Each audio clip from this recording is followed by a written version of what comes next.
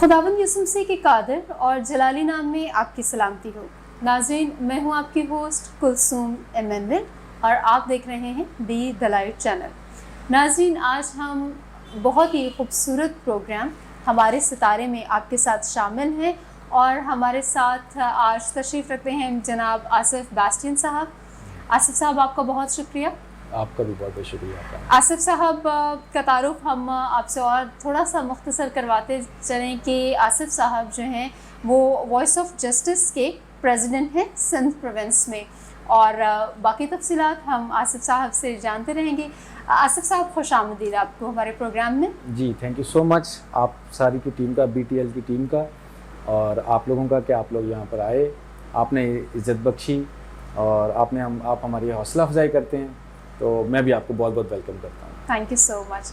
अच्छा आसिफ साहब, मुख्तसर अपना हमारे व्यूवर्स को कुछ तारुफ करवाइए कि आप कहाँ से बिलोंग करते हैं, कहाँ से तालीम हासिल की, और कुछ मुख्तसर अपने बारे में बताइए। जी, मेरा नाम आसिफ बास्टियन है। मेरा ताल्लुक़ कराची पाकिस्तान से है, लेकिन मेरी पैदाइश लाहौर की है। ओके। और मैंने इब्तदाई तालीम जो है सारी वो Lahore Saint Franciscan Christian institute से हासिल की है। सही। उसके बाद फिर मैं कराची शिफ्ट हुए हम लोग, तो फिर तकरीबन 30-35 साल से हम कराची में ही मुकीम हैं। सही। आज जो कुछ भी है खुदा उनके फजल से, उसकी प्यार से और शफकत से जो भी आजकल हासिल किया हुआ, ये हमारा छोटा सा इंट्रोडक्शन। ज़बरदस्त, ठीक है। तो लाहौर आपको बहुत याद आता होगा? जी बिल्कुल, वहाँ पर। जी बिल्कुल। लाहौर, आपको पता है कि पंजाबी में जब कहते हैं कि जिन्हें लाहौर नहीं देखा जम्मिया ही नहीं। हाँ जी, सही। तो लाहौर मेरी वैसे भी पैदाइश है। सही। और मैं उसको हमेशा मिस करता हूँ और करता रहूँगा, क्योंकि वहाँ मेरा बचपन गुजरा है, और जहाँ बचपन गुजरा हो कैसे हो सकता है कि हम उसको फरामोश करें ज़िंदगी। बिल्कुल सही बात है, इसीलिए मैंने पूछा कि जहाँ बचपन की यादें होती हैं, दैट इज़ मतलब वो आपका हमेशा आपको याद रहती हैं, मरते दम तक याद रहती हैं। बिल्कुल। अच्छा आसिफ साहब, आपने यहाँ पर आके अपनी तालीम को कुछ कंटिन्यू किया या सारी तालीम वहाँ से, मतलब आप किस दौर में, आप कह रहे हैं 35 साल में, तो इसका मतलब है कि बाकी की तालीम आपने यहाँ पर हासिल की? जी, मैंने जैसे बताया कि 8th क्लास तक मैं सेंट फ्रांसिस्कन क्रिश्चियन इंस्टीट्यूट से पढ़ा हूँ, वहाँ से लाहौर कोट लखपत। और उसके बाद फिर मैं यहाँ पर सेंट पॉल्स कराची से मैंने मैट्रिक किया। उसके बाद फिर मैंने अपनी जो ग्रेजुएशन है वो जामशोरो यूनिवर्सिटी से की है। तो इस तरह मैंने अपनी तालीम सिंध में मुकम्मल की, और 86 में जब मैं कराची आया, तो जब मैं 8th क्लास में। सही। तो आसिफ साहब को तकरीबन उन्होंने एजुकेशन के लिए ही 3 शहर तो घूम लिए, लाहौर, कराची और Jamshoro, because that is another city. तो ठीक है। अच्छा आसिफ साहब मैरिड हैं, और आपकी फैमिली में कितने मेंबर्स हैं, प्लीज़ इनका तारुफ करवाइए। आज हमारी अनलकीली हम इनकी मिसेस से आपकी मुलाकात नहीं करवा सके, खुदा ने चाहा तो कभी किसी और मौका पर ज़रूर मुलाकात करवाएंगे। तो आप अपनी फैमिली मेंबर्स के बारे में। जी sure, I am happily married and I have 2 kids. मेरा एक बेटा है, एक बेटी है। सही। बेटा मेरा यूनिवर्सिटी में है और बेटी मेरी 2nd ईयर में है। जी, मैं अपनी मिसेस के बारे में बताना चाहूँगा कि by profession she is a post graduate staff nurse. Great. और लेकिन उन्होंने प्रोफेशन चेंज किया, उनको टीचिंग में ज़्यादा शौक था, तो लिहाजा उन्होंने एज अ टीचर स्टार्ट किया, तो she is now in teacher in good school. और इसके साथ साथ वो हमारी वॉइस फॉर जस्टिस टीम की ट्रेजरर भी हैं। ज़बरदस्त। तो मेरे साथ खिदमत में बिल्कुल शाना बेशाना काम करती हैं, और बिल्कुल मेरे साथ मिलकर हम इस चीज़ को लेके चल रहे हैं। ये हमारी छोटी सी फैमिली है। ज़बरदस्त। खुदा का शुक्र हो आपकी फैमिली के लिए। आसिफ साहब, जिस तरह से हम आज यहाँ पर वॉइस फॉर जस्टिस की तंजीम के बारे में जानेंगे, तो क्या आप मुझे उसके बारे में बताएंगे कि ये जो तंजीम है ये असल में क्या काम करती है, किन किन चीज़ों का अहाता करती है? जैसे हम ये तो जानते हैं कि इंसाफ की आवाज़ बुलंद करेंगे, मगर फिर भी क्या क्या मकासद हैं आपके? जी, voice for justice Holland based, यानी कि नीदरलैंड्स की हमारी जो चेयरमैन साहब हैं, जैसे आप ये देख रहे हैं कि जोसेफ जॉनसन साहब, जो जिनका ताल्लुक नीदरलैंड से है, ये उनकी जमात है। और वॉइस फॉर जस्टिस चूँकि नाम से ज़ाहिर होता है कि इंसाफ के लिए आवाज़, तो हम आवाज़ बनते हैं अपने उन तमाम तर मसीही बहन भाइयों की जो कि दबे हुए हैं, पिसे हुए तबके की, बिलखसूस जबरी मज़हब तब्दीली, छोटी बच्चियों को जो वर्गला कर मैरिज कर दिया, शादियाँ कर दी जाती हैं उनकी, اب وہ شادیاں چاہیں اگر ہمارے اپنے بھی کریں یا غیر بھی کریں، لیکن مقصد ہے کہ اگر ایک بچی ہے جو مسیحی بچی ہے، وہ ابھی اس چیز کے لیے تیار نہیں ہے، اس کی ایک ایج نہیں ہے، لیکن پھر بھی اس کو اس بندھن میں زبردستی باندھی ہے، تو ہم اس کے خلاف بھی آواز اٹھاتے ہیں. اور اس کے ساتھ ساتھ پھر ہم اپنے ان مسیحی بہن بھائیوں کو یاد کرتے ہیں جن پر جھوٹے مذہبی مقدمات جو ہیں وہ درج ہو جاتے ہیں، تو ان کی آواز بننے کے لیے کوئی تیار نہیں ہوتا ہے. تو وائس فار جسٹس سب سے زیادہ ان کے لیے آواز بنتی ہے کہ جو ناجائز طور پر اور غلط طریقے سے جھوٹے الزامات میں اس وقت جو سزا کاٹ رہے ہوتے ہیں یا جن کے اوپر یہ الزامات ہیں، ان کے لیے خاص طور پر کام کرتی ہے. اور ان کی کوئی سنوائی نہیں، اور ان کی کوئی سنوائی، اور آپ ان کے لیے آواز اٹھاتے ہیں. جی بالکل، ہم ان کی آواز بنتے ہیں. کیونکہ آصف صاحب بات یہ بھی تو ہے نا کہ مقدمات اپنی جگہ پر اور یہ ساری چیزیں اپنی جگہ پر موجود ہیں، مگر بہت دفعہ ایسا ہوتا ہے کہ لوگ مجرم ہوتے ہیں یا نہیں ہوتے یہ بعد میں فیصلہ ہوتا ہے، لیکن ان کی آواز کوئی اٹھاتا ہی نہیں ہے کہ آئدر دے آر وکٹم اور ناٹ، کہ انہیں کوئی آواز اٹھائے گا. کسی کی بہت سارے لوگ ایسے جیلوں میں قید ہیں جن کا ہمیں معلوم بھی نہیں ہے، علم ہی نہیں ہے. تو جیسے آپ جیسے لوگ ہیں وہ آواز اٹھائیں گے تو لوگوں کو پتہ چلے گا کہ یہ بات ہے. اور رائٹس کی بات تو تب جائے گی جب کسی کو پتہ چلے گا کہ کوئی بات ہے، کوئی مقدمہ ہے، کوئی وہاں پہ پریشانی ہے، تبھی تو آواز اٹھائی جائے گی اور پھر ہی رائٹ ملے گا. آصف صاحب آپ یہ بتائیے کہ یہ جو سارا کام ہے، کیا آپ نے کبھی بچپن میں ایسا پلان کیا تھا یا حادثاتی طور پر ضرورت کے تحت آئے تھے، آپ نے محسوس کیا ہو کہ مجھے اس کام میں آنا چاہیے؟ جی دیکھیں، حادثاتی طور پر تو میں ضرور کہوں گا ایسا ہوا ہے، کیونکہ بچپن سے میں نے ایسا پلان نہیں کیا تھا. صحیح. کیونکہ بچپن تو ویسے ایک بھولا پن ہوتا ہے، اور وہاں پہ سوچنے کا ٹائم کہ ایسا کام کروں گا یا ویسا کام کروں گا، بہت کم لوگ ہوتے ہیں جو ایسا سوچتے ہیں. صحیح. ہاں یہ ضرور کہوں گا کہ جب میں نے 10-12 سال پہلے جب میرا تقریباً حادثاتی طور پر ایک چرچ کمیٹی میں میرا نام آیا، میرا تعلق آل سینٹس چرچ آف پاکستان سے ہے، محمود آباد پیرش. تو وہاں پر جب میرا نام، جو ہمارے گھر آتے تھے لوگ کچھ تو دعا کرنے کے لیے، انہوں نے میرا نام کمیٹی میں دے دیا. اور جب کمیٹی میں دیا تو میں یقیناً نہیں جانتا تھا کہ کمیٹیاں کیسے کام کرتی ہیں اور کیا سب چیزیں ہوتی ہیں ان میں. تو پھر یہ شوق ضرور تھا کہ چرچ کے لیے کام کرنا ہے، خدا کے گھر کے لیے کام کرنا ہے اور بڑھ چڑھ کر کام کرنا ہے. یہ جذبہ دیکھیں ہر مسیح میں قائم ہوتا ہے اور ہونا بھی چاہیے. اسی جذبے کو لے کر جب ہم کمیٹی میں گئے تو ہمیں پتہ چلا کہ ایک چرچ کی انتظامیہ کیسے کام کرتی ہے، اس میں کیا کیا پرابلمز ہیں ایک چرچ کو چلانے کے لیے بھی، اور پھر اس کے اپر لیول جاتے ہیں تو ڈائسز میں کیا کیا پرابلمز آتی ہیں. تو یہ جو سسٹم کو ہم نے سمجھنا شروع کیا، اور پھر ہم نے دیکھا کہ خدمت کرنے والے کیا کر رہے ہیں اور خدمت نہ کرنے والے کیسے رکاوٹیں بنتے ہیں. تو یہ اس چیز کو سمجھنے میں ٹائم لگا. اور پھر اس کے بعد جب میں نے محسوس کیا کہ نہیں، ہماری جو اپنی کلیسیاں ہیں، ہمارے جو انتظامات ہیں، ہمارے جو سسٹمز کا مشینریز کام کر رہی ہیں، ان میں بہت جگہ کمی کمزوریاں بھی ہیں، کوئی اچھے کام بھی کر رہے ہیں. تو پھر بس وہاں سے یہ جذبہ شروع ہوا، اور پھر میں نے سوچا کہ نہیں، ہمیں اپنے لوگوں کے لیے کچھ نہ کچھ کرنا ہے، ان کی آواز بننا ہے اور آگے بھی کوشش کرتے رہنا ہے. زبردست. تو وہ جو حادثاتی طور پر آئے تھے وہ بھی ایک اچھا ہی حادثہ تھا ویورز. تو دیٹ واز گڈ کہ کسی نے آپ کو چرچ کی کمیٹی میں، کیونکہ ہمارے ہاں بہت کم لوگ ہیں جو پیشنیٹڈ ہیں، اور پیشنیٹڈ بہت سارے لوگ ہو بھی سکتے ہیں، اور ہر کوئی اپنی قوم کے لیے کام تو کرنا چاہتا ہے، لیکن بعض اوقات لوگ اس طرح سے ڈیووٹیڈ نہیں ہوتے اور اپنی کمٹمنٹس کو پورا نہیں کرتے. اور پھر ایجوکیشن لیول بھی جو ہے اس میں بھی ہم کہہ سکتے ہیں کہ لوگ، ہم شوق تو رکھتے ہیں لیکن بعض اوقات اس طرح سے اسکلفل نہیں ہوتے. جی بالکل. دیکھیں، میں سمی ایک بات آپ کو بھی بتانا چاہوں گا، اور میں اکثر اپنی باتوں میں یہ کوٹ کرتا ہوں، جتنے بھی میرے ساتھ این جی اوز کے لیڈرشپ جو بھی بات کرتی ہے، جب بھی کبھی بات کرتی ہے، اسپیشلی مسیحی لیڈرشپ، تو میں ان کو ایک چیز ضرور کوٹ کرتا ہوں کہ دیکھیں، خداوند یسوع مسیح جب یروشلم میں آ رہے تھے تو انہوں نے اس سے پہلے اپنے شاگردوں سے کہا کہ فلاں شہر میں جاؤ گے اور گلی میں ایک گدھی کے بچے کو بندھا ہوا پاؤ گے. تو ہمارے خداوند کو ہماری قدر بھی پتہ ہے اور ہماری ویلیو بھی پتہ ہے. آمین. اس کے بعد اس کو یہ بھی پتہ ہے کہ اس نے کس شخص کو کب کہاں کیسے استعمال کرنا ہے. تو جب اس کو یہ پتہ ہے کہ فلانی گلی میں ایک گدھی کا بچہ بندھا ہوا ہے، اور اس نے دیکھیں بادشاہوں کے بادشاہ کو اپنے اوپر سواری کرا کے یروشلم میں لے کر آیا، اس کی قدر، اس کی قیمت خداوند یسوع مسیح جانتے تھے. تو ہم اس سے زیادہ، بہت زیادہ قدر رکھتے ہیں. ٹھیک ہے. اس کو پتہ ہے کہ اگر اس نے آصف باسٹین کو استعمال کرنا ہے یا سیمی کو استعمال کرنا ہے یا نعمان کو استعمال کرنا ہے، اس نے کب کہاں کیسے استعمال کرنا ہے وہ اس کو اٹھا کے آگے لے آئے گا. بالکل ٹھیک.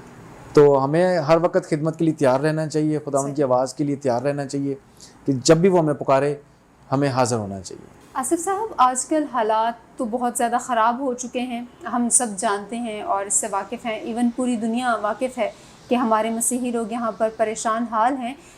میں آپ سے اگلا سوال یہ کرنا چاہوں گی کہ آپ یہ بتائیے کہ بہت سارے لوگ سوشل ورکرز ہیں آج کل، ہر مائنورٹی سے اور میجورٹی سے بھی بہت سارے لوگ ہیں. آپ کیا سمجھتے ہیں، یہ ایک فیشن ہے، اس کے پیچھے کوئی اور مقاصد ہیں، یا یہ واقعی میں وقت کی ضرورت ہے؟ جی میں سمجھتا ہوں کہ دونوں چیزیں ہیں. اوکے. ٹھیک ہے. اس میں جو لوگ، بہت سارے لوگ ایسے ہیں کہ جو واقعی انسانیت کی خدمت کرنا چاہتے ہیں. صحیح. اور اس کے بعد بھی ہم دیکھیں تو اپنے مسیحی لوگوں کی خدمت کرنا چاہتے ہیں، اور ہم سب ان کو اپریشیٹ کرتے ہیں. درست. ہم چاہتے ہیں کہ جتنے زیادہ سے زیادہ لوگ آئیں گے، وہ اگر میں 10 لوگوں کی آواز بن سکتا ہوں اور 10 لوگ 100 لوگوں کی آواز بن سکتے ہیں، تو اس طرح ہم اپنے زیادہ سے زیادہ لوگوں کو اکاموڈیٹ کر سکتے ہیں اور ان کو زیادہ سے زیادہ ہیلپ آؤٹ کر سکتے ہیں. اس کے ساتھ ساتھ یہ بھی سچائی ہے کہ اس میں بہت سارے لوگ جو ہیں وہ صرف اس لیے آ جاتے ہیں کہ وہ شاید کچھ اس میں پیسہ بنا سکیں گے یا اپنا کوئی نام بنا سکیں گے، اور اس کے بعد پھر وہ آگے جا کے اگر کسی جگہ پہنچ جاتے ہیں تو پھر وہ اپنے ذاتی مفادات حاصل کرنے کے لیے آ سکتے ہیں. صحیح. تو لیکن میں سمجھتا ہوں کہ اگر ان چیزوں کو ہم ایسے دیکھیں کہ کہیں نہ کہیں کسی کا بھلا ہو ہی رہا ہے، اگر کوئی اپنی ذاتی مفاد کو بھی آگے رکھ کر کسی کا بھلا کرتا ہے، کسی غریب کے لیے کچھ کر جاتا ہے، کسی دبے ہوئے انسان کے لیے کچھ کر جاتا ہے، تو کسی نہ کسی کا تو بھلا ہو ہی رہا ہے. بالکل صحیح. اور اس لحاظ سے آصف صاحب بہت پازیٹیو ہیں اور ہونا بھی چاہیے، کیونکہ اگر ہم کسی کا بھلا کر رہے ہیں تو دیٹس گریٹ. جی بالکل بالکل صحیح. اچھا آصف صاحب، مذہبی اقلیتیں پاکستان میں بہت زیادہ سفر کر رہی ہیں، مصیبت میں ہیں. آپ کیا سمجھتے ہیں یہ جو سچویشن، ہم پہلے کوئی بہت کم واقعات سنا کرتے تھے اس طرح کے، آپ کیا سمجھتے ہیں کہ واقعات آج کل زیادہ رونما ہو رہے ہیں؟ آج کل اس طرح سے جو مذہبی اقلیتیں پریشانی جو فیس کر رہی ہیں، ایک تو یہ بتائیے کہ واقعات کی ریشو کیا واقعی میں بڑھی ہے، یا لوگ اس کو جس طرح سے کہا جاتا ہے پروپیگنڈا ہو رہا ہے، کچھ لوگ یہ کہتے ہیں. اور دوسرا میرا یہ سوال ہے، اس کے ساتھ ہی میں آپ سے پوچھ رہی ہوں کہ یہ بتائیے کہ یہ جو ساری سچویشن ہے، اس کے پیچھے کیا کوئی پری پلان چیزیں کام کر رہی ہیں، کوئی عناصر کام کر رہے ہیں ماحول کو، پاکستان کے ماحول کو اس طرح سے خراب کرنے کے بارے میں، یا آپ سمجھتے ہیں کہ یہ بس جنرل ہو رہا ہے تو ہو رہا ہے؟ دیکھیں 2 سوال ہیں آپ کے. پہلا یہ سوال تھا آپ کا کہ جو مذہبی اقلیتیں سفر کر رہی ہیں، تو اس میں دیکھیں کوئی شک نہیں ہے کہ مذہبی اقلیتیں پاکستان میں آج سے سفر نہیں کر رہی ہیں. صحیح. گزشتہ 70 سالوں سے سفر کر رہی ہیں. درست. آج ہم دیکھتے ہیں چونکہ سوشل میڈیا کا دور ہے، الیکٹرانک میڈیا کا دور ہے، پرنٹ میڈیا کا دور ہے، تو اس لیے یہ چیزیں زیادہ ہائی لائٹ ہو رہی ہیں. ٹھیک ہے. آج آپ دیکھیں کہ ہر شخص کے ہاتھ میں موبائل ہے، انٹرنیٹ ہے، انفارمیشن ہے، تو یہ جو انفارمیشن جو سرکولیشن ہے ساری، اس کی وجہ سے آپ کو یہ چیزیں بہت زیادہ نظر آتی ہیں. میں سمجھتا ہوں کہ اس سے پہلے بھی زیادہ اتنی ہی تھیں چیزیں. اچھا. صحیح. دوسری چیز جو آپ نے پوچھی کہ اس کے پیچھے کوئی پروپیگنڈا ہے یا اس کے علاوہ کوئی عناصر ہیں، تو میں سمجھتا ہوں بالکل اس کے پیچھے وہ عناصر ہیں جو کہ پاکستان میں امن، سلامتی، سکھ اور شانتی نہیں چاہتے ہیں. صحیح. وہ چاہتے ہیں کہ پاکستان میں گڑبڑ رہے، پاکستان میں کسی نہ کسی طرح سے مسئلے رہیں اور پاکستان بدنام ہوتا رہے. جبکہ ہم اقلیتیں موجود تھیں جب پاکستان بنا تھا، اور ہمارے کنسنٹ کے ساتھ اور ہماری مرضی سے یہ پاکستان کہ جو پنجاب صوبہ بیچ میں ہوا، جیسے ہمارے ایس پی سنگھا صاحب کے ووٹ کے بعد ہی یہ ساری چیزیں ہوئیں. تو میں اس مائنڈ سیٹ کو آج بھی کنڈیم کروں گا کہ جو اس مائنڈ سیٹ کو لے کے چل رہے ہیں کہ مذہبی اقلیتیں جو ہیں وہ پاکستان میں فضول ہیں، یا ان کا کوئی کردار نہیں، یا ان کو وہ کم تر سمجھتے ہیں. اور اس کے ساتھ ساتھ وہ مائنڈ سیٹ بھی اس میں کام کرتا ہے جو پاکستان کو خوشحال نہیں دیکھنا چاہتا، جس نے یہ سوچ پیدا کر دی ہوئی ہے ایک غلط طریقے سے. دیکھیں میں آپ کو چند ایک مثالیں دینا چاہوں گا کہ مشال خان کا کیس اگر ہم لیں، پشاور یونیورسٹی کا، وہ بچہ اتنا قابل بچہ، یونیورسٹی میں پڑھنے والا نوجوان، اس کے اوپر یہی بلاسمی لاء کا جھوٹا الزام لگا کر اس کے ساتھ جو زیادتی اور ظلم اور جو اس کے خاندان کے ساتھ ظلم کر دیا گیا ہم سب جانتے ہیں. اس کے ساتھ ساتھ جو جھنگ کا واقعہ ہوا، جو ایک بینک مینیجر کو اسی جھوٹے الزام میں فوراً وہیں پر دین اینڈ دیئر ہی فیصلہ کر کے قتل کر دیا گیا. آپ سمجھتی ہیں کہ وہ جو مینیجر تھا وہ ایک اسلامی تعلیمات لیتا ہوا بڑا ہوا ایک بادشاہ انسان, بینک مینیجر, بادشاہ اور انسان پڑھا لکھا, وہ ایسی حرکت کر سکتا ہے, لیکن پھر بھی اس کو اس جھوٹے الزام کا سامنا کرتے ہوئے حصہ بنایا گیا اور اس کو بھی قتل کر دیا گیا. اسی طرح ہماری جو مذہبی اقلیتیں جو ہیں, مسیحی برادری ہیں, ان کو ساتھ بھی بہت سارے جھوٹے الزامات میں لوگوں کو ڈالا ہوا ہے. ابھی حالیہ اگر آپ کو بتاؤں تو اسٹیفن مسیح کا کیس آپ دیکھ لیں, جس کی مینٹلی کنڈیشن, جس کی رپورٹ ہمارے پاس موجود ہے کہ پاکستان میڈیکل ایسوسی ایشن نے اس کی ذہنی توازن خراب دیا ہوا ہے. اور کوئی بھی قانون, دنیا کا کوئی قانون, کوئی عدالت ایسی نہیں ہے کہ جو ایک ذہنی توازن کے مریض کو اڈکٹ کر سکے. صحیح.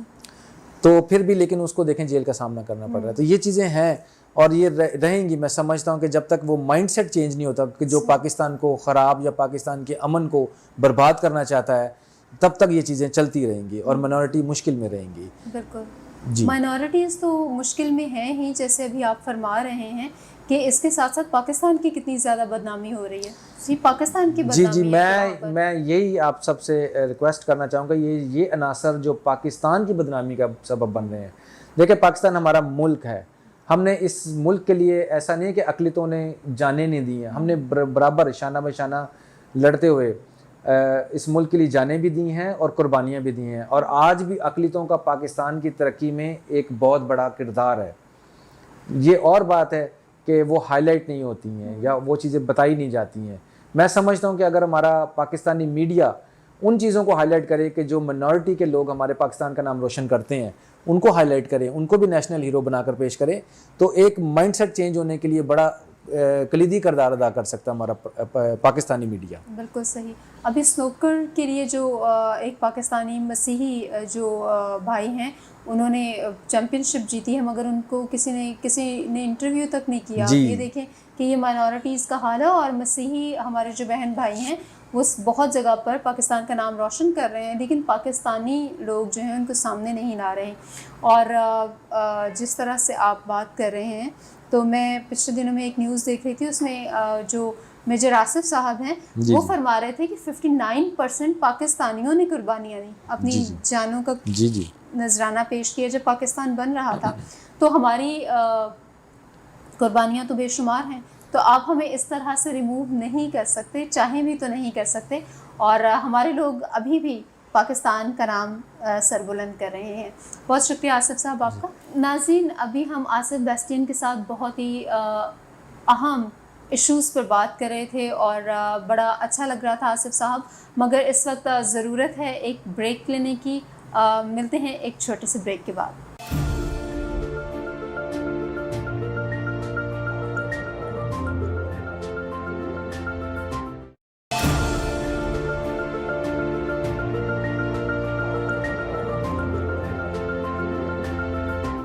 ویلکم بیک ویورز, آپ دیکھ رہے ہیں پروگرام ہمارے ستارے بی دا لائٹ چینل کے ساتھ, اور آج ہم آصف بیسٹین صاحب کے ساتھ ہیں. آصف صاحب, بہت اچھی گفتگو ہو رہی تھی اور وقت کی مجبوری تھی کہ ہمیں ایک بریک پر جانا تھا. میرا ایک بہت ہی زیادہ جو کویسچن مجھے اکثر پریشان کرتا ہے, میں نے سوچا میں آج لگے ہاتھوں آپ سے پوچھ لوں. تو میں یہ پوچھنا چاہوں گی کہ آپ یہ بتائیے کہ جس طرح سے مذہبی اقلیتیں پاکستان میں اپنی ایفرٹس شو کر رہی ہیں اور پاکستان کی ترقی کے لیے ہم شانہ بشانہ ساتھ چل رہے ہیں, پاکستانی ہونے کے ناطے اور مذہبی اقلیتیں بھی ہم ہیں, اور تو ہم لوگ جو ہمارے مسیحی بھائی ہیں یا ہندو بھائی ہیں یا بہنیں ہیں, وہ سیاسی پارٹیز میں بھی اپنا اہم کردار ادا کر رہی ہیں. تو مذہبی اقلیتیں جب کسی سیاسی پارٹی کا حصہ بنتی ہیں تو کیا ان کو کچھ کیا مشکلات کا سامنا کرنا پڑتا ہے, یا وہ آسانی سے پارٹیز ان کو ایکسیپٹ کر لیتی ہیں؟ آپ کا اس کے بارے میں کیا خیال ہے؟ جی سمی, یہ آپ کا کویسچن بھی بڑا انٹرسٹنگ ہے. آپ سوال بڑے سنبھال کے اور بڑے ڈھونڈ کے لے کر آئی ہیں. بہت شکریہ. وقت کی ضرورت ہے اور ہم آپ سے فائدہ اٹھائیں گے آپ کی کمپنی سے, تو پھر سوال تو ہم کریں. جی, میں بتانا چاہوں گا کہ دیکھیں اقلیتوں کے لیے جو سیاسی جماعتیں ہیں اتنی آسان نہیں ہیں. صحیح. بیکاز پہلی بات تو یہ کہ آپ کو بہت اسٹرگل کرنا پڑتا ہے اپنی جگہ بنانے کے لیے. کسی بھی سیاسی جماعت میں, وہ کوئی بھی ہو, پی ٹی آئی ہو, پیپلز پارٹی ہو, نون لیگ ہو, کوئی بھی جماعت ہو, تو پہلے تو اس کے لیے آپ کو بہت محنت کرنی پڑتی ہے, آپ کو ایک شناخت بنانی پڑتی ہے, پہچان بنانی پڑتی ہے, وقت ٹائم دینا پڑتا ہے. لیکن اس کے باوجود بھی میں یہ سمجھتا ہوں کہ جو ہمارے اقلیتی نمائندے ہوتے ہیں جب وہ ایک اچھے پلیٹ فارم پہ پہنچتے ہیں, اسمبلیز میں پہنچتے ہیں, تب بھی ان کے پاس وہ آزادی حاصل ان کو نہیں ہوتی پراپر طریقے سے, میں یہ سمجھتا ہوں. صحیح. کیونکہ ہر جماعت کا اپنا ایک مینیفیسٹو ہے, ہر جماعت کا ایک اپنا ایجنڈا ہوتا ہے جس پر انہوں نے کام کرنا ہے. اور میں تو یہ سمجھتا ہوں کہ اقلیت کو ساتھ رکھنا شاید بڑی جماعتوں کی کچھ مجبوریاں بھی ہوتی ہیں, یہ سچائی ہے, اس میں کوئی شک نہیں ہے. اگر یہ اقلیتوں کے نمائندگی وہاں موجود نہ ہو تو شاید اس جماعت کو اچھا نہ سمجھا جاتا ہو. انٹرنیشنل لیول پر دنیا کے بیچ میں آپ دیکھ لیں کہ دنیا میں جہاں اقلیتیں موجود ہیں, ہمارے مسلم بہن بھائی موجود ہیں اقلیت میں, وہاں پر وہ اسمبلیز میں بھی جاتے ہیں, ان کو پورے حقوق حاصل ہوتے ہیں. لیکن یہاں پر میں سمجھتا ہوں کہ ہمارے جتنے بھی مسیحی یا ہندو برادری یا منارٹی کے کوئی بھی نمائندہ کسی بھی بڑی جماعت میں, تو ان کو پوری وہ آزادی حاصل نہیں ہوتی ہے. ہم نے ہمیشہ دیکھا ہے اور اس چیز کو نوٹ بھی کرتے رہے ہیں کہ جب بھی ہمارا اقلیتی نمائندہ کوئی بھی تقریر کرتا ہے 80% آپ کا اسمبلی اور خالی ہوتا ہے, جہاں پر کوئی سننے والا نہیں ہوتا. اسپیکر کو سنانا, یا آپ چھوٹی موٹی بات بھی کر دیتے ہیں. آپ کو پتہ ہے اس سے پہلے ایک سیکرٹری ہوتے ہیں جو کہ اسمبلی ہال میں یا اپنے پارلیمنٹ میں بیٹھے ہوتے ہیں, جب اقلیتی نمائندے ان کے پاس جاتے ہیں تو وہ بتاتے ہیں, پہلے پوچھتے ہیں کہ یہ ہمیں اس بارے میں ٹاپک پہ بات کرنی ہے, کیا ہم بات کر سکتے ہیں. وہ پارٹی جو سیکرٹری ہوتے ہیں وہ ان کو اجازت دیتے ہیں تو جا کے وہ بات کر سکتے ہیں.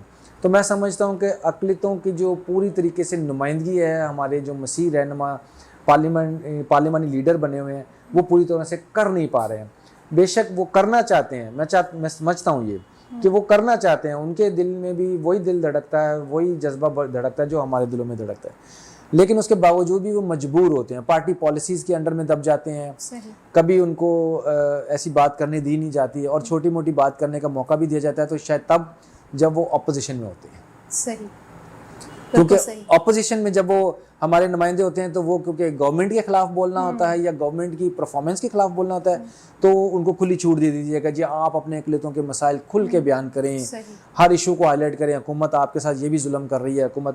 تو میں سمجھتا ہوں کہ شاید وہ وقت بھی آتا ہے کہ جب اقلیتوں کے کچھ مسائل ہائی لائٹ ہو جاتے ہیں حکومت کے سامنے, بٹ میں سمجھتا ہوں کہ ہمارے اقلیتی نمائندے بیچارے وہ بائی ہک و کروک مجبور ہی ہوتے ہیں.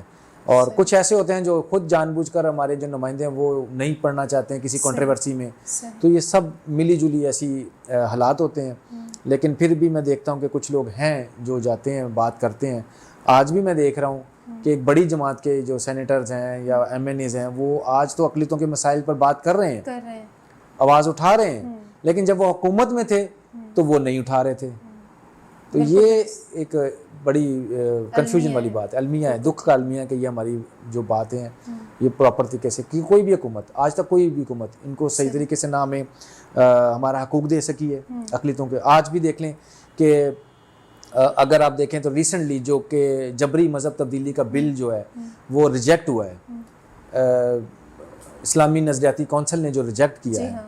جی, تو اگر آپ مجھے یہ بتائیں کہ اقلیتوں سے پرابلم کیا ہے کسی کو, اقلیتیں تو بے زر ہیں یہاں پر پاکستان میں.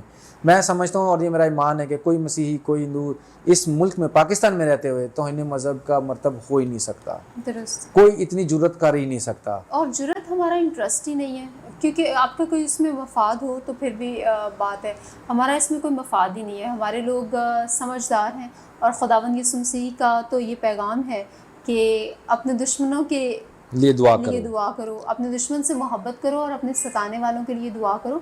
تو مطلب یہ زیادہ تر کیسز جو ہیں وہ تو بس جھوٹے فالس کیسز ہوتے ہیں.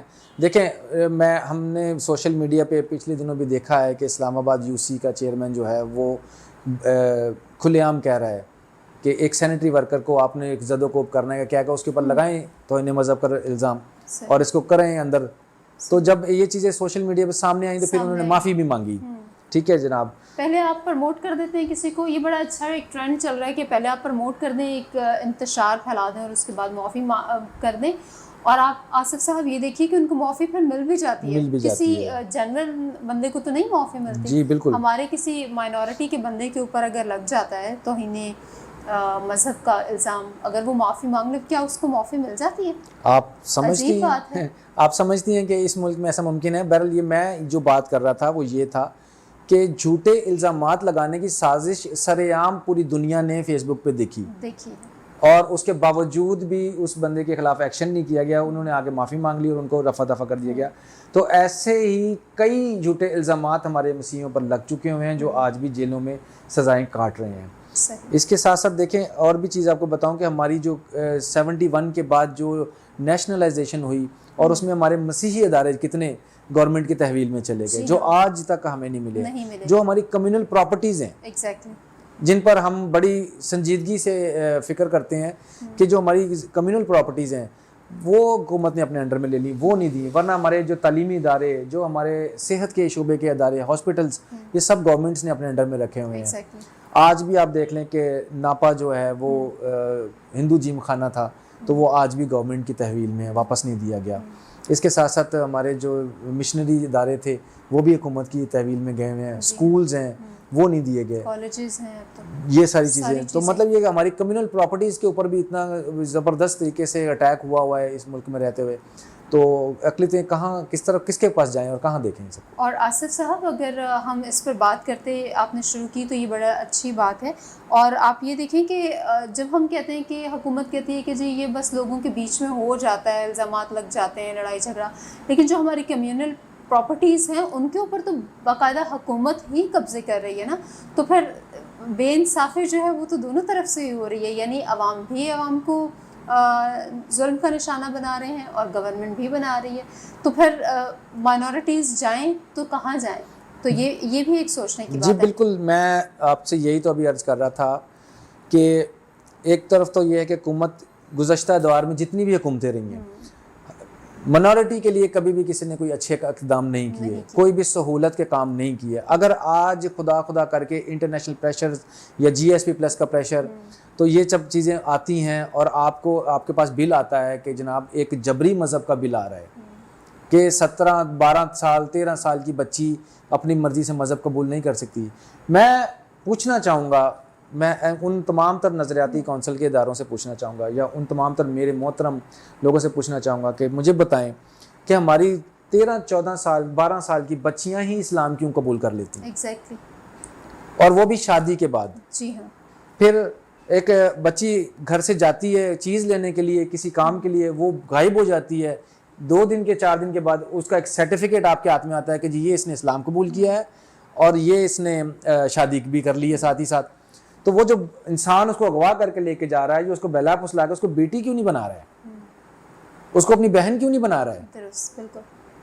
اگر وہ اسلام بھی قبول کر رہی تو اس کو بہن بیٹی بنا کر بھی تو اسلام قبول کروایا جا سکتا ہے. شادی ہی کیوں کی جا رہی ہے؟ اور پھر یہی ایکسرسائز ہمارے 12-14 سال کے لڑکوں کے ساتھ کیوں نہیں کی جا رہی کہ ہمارے اگر مسیحی بچے ہیں یا ہندو بچے ہیں 12 سال کا 13 سال کا 10 سال کا، وہ بچہ اسلام قبول کر کے 30-40 سال کی مسلم عورت کے ساتھ شادی کیوں نہیں کر لیتا؟ ایسا الٹا کیوں نہیں ہوتا ہے؟ تو یہ ظلم ہے. اس ظلم کے خلاف ہم آواز اٹھاتے رہے ہیں اور اٹھاتے رہیں گے، اور خداوند نے چاہا تو وائس فار جسٹس ہمیشہ اس مسئلے پر کام کرتی رہی ہے اور کرتی رہے گی. اور اس کے ساتھ ساتھ ہمارے اور بہت سے مسیحی ادارے ہیں، بہت سی آرگنائزیشنز ہیں جو اس پر آج آواز اٹھا رہی ہیں. اب جبری مذہب تبدیلی کے جو بل کو ریجیکٹ کیے گئے، یہ سراسر ہمارے ساتھ ناانصافی ہے، ظلم ہے، پہنچایا ہی نہیں گیا، وہیں سے واپس کر دیا. جی بالکل. اس کے اوپر دیکھیں اچھا خاصا مسودہ تیار تھا، سب کچھ تھا اور اس میں کوئی حرج نہیں تھی. میں سمجھتا ہوں یہ پاکستان کے نام کو روشن کرنے کی ایک اعلیٰ مثال ہوتی. اگر پاکستان کا نام آپ نے اچھے الفاظ میں لے کر آنا ہے دنیا میں تو یہ سب کرنا چاہیے. آپ جتنا اپنی اقلیتوں کو تحفظ دیں گے اتنا پاکستان کا نام روشن ہوگا اور وہ ایک اچھے ملک کے طور پر سامنے آئے گا. ناظرین، ہم بہت زیادہ یہاں پر پاکستان میں کشیدہ صورتحال دیکھ رہے ہیں اور ہمارے جو لیڈرز ہیں یہ اسی طرح سے کام کرتے چلے آ رہے ہیں اور آئندہ بھی کرتے رہیں گے. آصف صاحب، یہ ساری جو ہم پرعزم ہیں ان ساری مشکلات پر قابو پائیں گے خدا نے چاہا. تو یہ ساری جب ہم ٹینشن والا ماحول دیکھتے ہیں اور یہ ساری آپ کام کرتے ہیں، جو ہمارے لیڈرز ہیں اپنی جاب سے ساری چیزوں کو مینیج کرتے کرتے جب آپ کے پاس کچھ ایکسٹرا ٹائم ہوتا ہے تو آپ اس وقت کیا کرتے ہیں؟ آپ کی کیا ہابیز ہیں؟ کس طرح سے مائنڈ کو ریلیکس کرتے ہیں ان ساری ٹینشنز کے بیچ میں؟ دیکھیں، یہ ٹینشنیں یا یہ پریشانیاں تو انسان کے ساتھ تب سے ہیں جب سے وہ پیدا ہوتا ہے اور پھر وہ بڑھتا ہے. بالکل ٹھیک. تو ہم بھی چونکہ جاب بھی کرتے ہیں اور پھر اس کے بعد ہمارا یہ اپنا سوشل ورک بھی ہے. جی ہاں. تو اس کے بعد اگر مجھے تھوڑا سا ٹائم ملتا ہے تو میں اس میں اچھا میوزک سنتا ہوں. زبردست. اور میں موویز دیکھتا ہوں. اس طرح میں سیریلز وغیرہ دیکھتا ہوں. تو جو اچھے سیریلز ہوتے ہیں اس سے میں دیکھ کے اپنا ٹائم بہلاتا ہوں. اور اس کے ساتھ ساتھ پھر میں تھوڑا ایکسرسائز وغیرہ کر لیتا ہوں. تو یہ میرے 2-3 شوق ہیں, اس سے زیادہ کچھ بھی نہیں. زبردست. بہت شکریہ, بہت شکریہ آصف صاحب آپ کا. آپ سے گفتگو کر کے بہت اچھا لگا. اور ویسے تو آپ کی ساری ہی باتیں بڑے اچھے اچھے میسیجز تھے, مگر ہم چاہتے ہیں کہ آپ be the light television کے لیے اور ان کے آڈینس کے لیے کوئی اپنا جو میسیج ہے, کوئی پیغام ہے ریکارڈ کروانا چاہیں, وہ پلیز آپ ہمارے ناظرین سے شیئر کیجیے. جی ضرور, میں اپنا میسیج ضرور دینا چاہوں گا. میں سب سے پہلے شکر گزار ہوں خدا کا جس نے مجھے اس لائق بنایا. اس کے بعد میں شکر گزار ہوں be the light T V کی تمام تر ٹیم کا, سیمی صاحبہ کا, کیمرہ مین صاحبہ کا, اور ان کے تمام تر ڈائریکٹرز کا. بہت شکریہ آصف صاحب. آپ کے ساتھ آج ہماری جو رفاقت تھی یہ ہمارے لیے ایک اعزاز کی بات ہے. آپ کا بہت شکریہ. آپ جس لیڈرز جس طرح سے ہماری قوم کے لیے کام کر رہے ہیں یہ ہمارے لیے حوصلہ افزا بات ہے. آپ کا بہت شکریہ وقت دینے کے لیے بھی. بہت شکریہ. ناظرین, امید ہے آج کا پروگرام آپ کو پسند آیا ہوگا. اپنے جو لیڈرز ہیں ان سے مل کر آپ کو خوشی ہوئی ہوگی. آپ کو کوئی بھی کویسچن ہو, آپ کا سوال ہو, یا آپ کوئی بھی کامنٹ کرنا چاہیں, آپ کی آراء جان کر ہمیں بہت زیادہ خوشی ہوگی. کامنٹ کیجیے اور اپنی آراء سے ضرور ہمیں آگاہ کیجیے. اپنا سوال بھی بے دھڑک ہو کر آپ پوچھ سکتے ہیں. آصف صاحب سے کوئی کویسچن ہو آپ ضرور کامنٹ کیجیے اور ہمیں اپنی دعاؤں میں یاد رکھیے. دیکھتے رہیے be the light channel. God bless you all.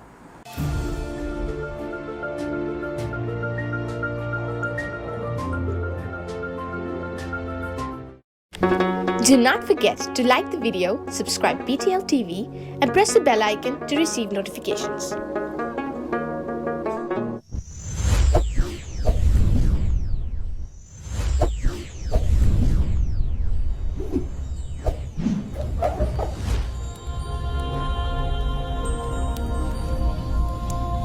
Jesus is the light of the world.